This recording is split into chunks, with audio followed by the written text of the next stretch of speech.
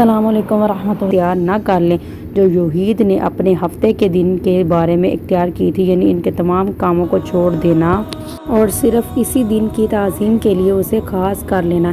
تو نبی کریم صلی اللہ علیہ وسلم نے اس لیے منع فرمایا تھا کہ آپ نے یوحیدیوں والے کام نہیں کرنے جو وہ طرز زندگی اپناتے تھے، ان سے گریز کرنا ہے، اس لیے آپ نے ایک کے بجائے 2 روزے رکھنے ہیں۔ اسی طرح حافظ ابن قدامہ رحمۃ اللہ فرماتے ہیں، جمعہ کے دن کو اکیلے روزہ رکھنے کے لیے مخصوص کرنا مکروہ ہے، الا یہ کہ وہ روزہ کسی ایسے معمول کے مطابق ہو جسے وہ پہلے سے رکھتا ہو، جیسے وہ شخص جو ایک دن روزہ رکھتا ہے اور ایک دن افطار کرتا ہے اور اتفاق سے جمعے کا دن اس کے روزے کے دن میں آ جائے، یا وہ شخص جس کی عادت مہینے کے پہلے دن یا آخری دن یا نصف میں روزہ رکھنے کی ہو، یا اسی طرح کے دوسرے معمولات ہو۔ یہ جو ہے المغنی میں موجود ہے۔ چلیے چلتے ہیں اس ویڈیو کے حوالے سے۔ جو میری ویڈیو پہ نئے ہیں وہ میری ویڈیو کو لائک بھی کریں، شیئر بھی کریں اور سبسکرائب بھی کریں، اور آپ سب کو کمنٹ میں ضرور بتائیں یہ انفارمیشن کیسی لگی۔ چلیے چلتے ہیں نیکسٹ آگے۔ یوم عرفہ کے حوالے سے یہ ہے، اگر عرفہ امام احمد بن حنبل رحمۃ اللہ فرماتے ہیں، اگر عرفہ جمعے کے دن ہو اور بندے نے پچھلے دن روزہ نہ رکھا ہو تو بھی وہ جمعے کے دن یعنی یوم عرفہ کا روزہ رکھے گا۔ اسی طرح امام احمد رحمۃ اللہ سے پوچھا گیا کہ بندہ ایک دن روزہ رکھتا ہو اور ایک دن چھوڑتا ہو تو اس کے چھوڑنے دن جمعرات ہو، جمعہ روزے کا دن ہو اور ہفتہ پھر چھوڑنے کا روز ہو تو یہ اکیلا جمعے کا روزہ رکھے گا۔ تو انہوں نے فرمایا اس نے جان بوجھ کر جمعے کو خاص کر کے روزہ نہیں رکھا، جبکہ مکروہ تب ہے جب جان بوجھ کر خاص کر کے اس کو روزہ رکھے۔ اللہ اکبر۔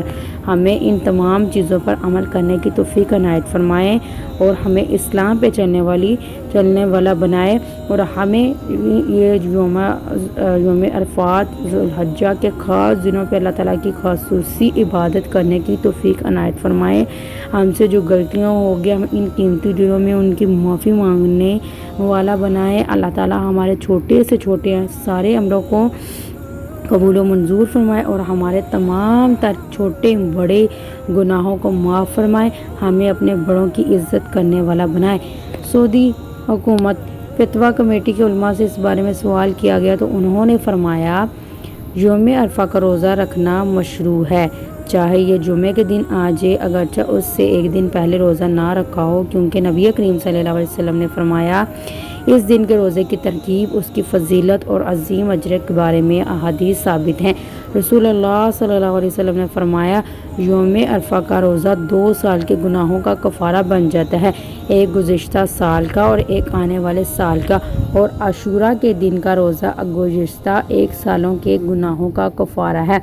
اللہ تعالیٰ ہمیں روزہ رکھنے کی توفیق عنایت فرمائے اور ان خاص دنوں کی برکتیں سب کو سمیٹنے کی توفیق عنایت فرمائے، اور اپنے دلوں میں کفر نکالیں، اپنے دلوں میں دوسروں کو معاف کرنے کا جذبہ لائیں۔ یہ قربانی ہے، نہ صرف قربانی جانور ذبح کریں بلکہ اپنے دل سے کفر، حسد، کینہ کو بھی ختم کریں اور اسلام کے مطابق اپنی زندگی کو گزاریں۔ دیکھنا آپ کو کتنا سکون ملے گا جب آپ اللہ تعالیٰ کے مطابق زندگی کو گزاریں گے۔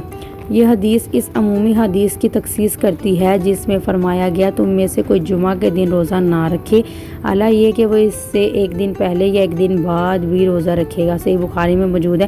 اس عمومی ممانعت کو اسی طور پر محمول کیا جائے گا جب کوئی شخص محض جمعہ کے دن کے اعتبار سے روزہ رکھے، البتہ اگر کوئی شخص کسی ایسے سبب سے روزہ رکھے جس کی شریعت نے ترغیب دی ہو تو ایسا روزہ رکھنا ممنوع نہیں بلکہ مشروع ہے، اگرچہ اس نے جمعے کو اکیلا روزہ رکھا ہو، لیکن اگر وہ اس سے ایک دن پہلے بھی روزہ رکھ لے تو یہ افضل ہوگا۔